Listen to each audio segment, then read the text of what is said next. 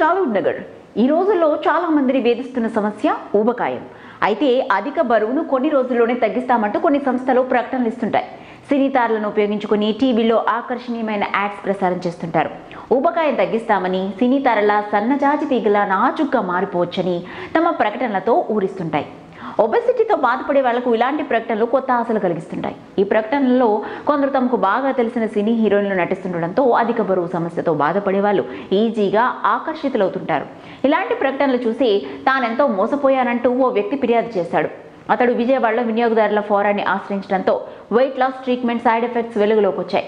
ఓ weight loss సంస్థ టాలీవుడ్ భామలు రాశి రంభలతో ప్రత్యేకంగా యాడ్ తయారు చేసి స్వల్పకాలంలో బరువు తగ్గిస్తామంటూ ప్రచారం చేసుకుంటోంది. ఆ ప్రకటన చూసి తాను ట్రీట్మెంట్ తీసుకుని మోసపోయానని ఆ వ్యక్తి వినియోగదారుల ఫోరంలో ఫిర్యాదు చేశాడు. ఈ ఫిర్యాదుపై విచారణ జరిపిన వినియోగదారుల ఫోరం న్యాయమూర్తి జస్టిస్ మాధవరావు ఆ వెయిట్ లాస్ సంస్థకు జరిమానా విధించారు.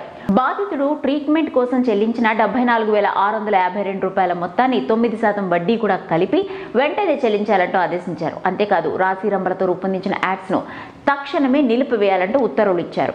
తప్పుదారి పట్టించే ప్రకటనలు ఇవ్వరాదని అన్నారు. ఈ క్రమంలో రాశి రంభలకే కాకుండా ఇలాంటి ప్రకటనలో నటిస్తున్న కొందరు సినీతారులకు వర్తించేలా ఆయన హెచ్చరించారు. సెలబ్రిటీలు రెస్పాన్సిబుల్ గా వ్యవహరించాలని సూచించారు.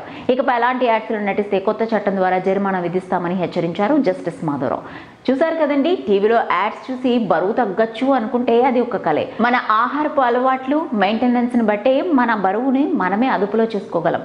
చూస్తూనే ఉండండి మరిన్ని ఇంట్రెస్టింగ్ అప్డేట్స్ కోసం మన Tollywood Nagar. If you like the video, please like us and subscribe Tollywood Nagar.